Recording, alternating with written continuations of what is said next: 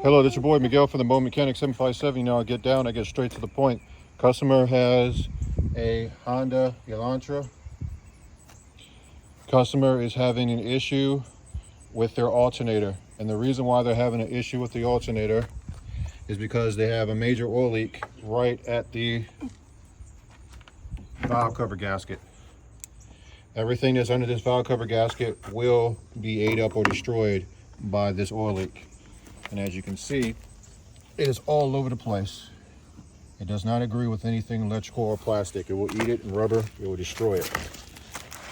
When you look at it all the way around, it speaks for itself. So if you have a valve cover gasket leaking, get it fixed immediately. Not only are you losing oil that you don't even know that you're losing, that you could lock up your engine or cause damage to your engine, you're also destroying any kind of electrical, plastic, or rubber components.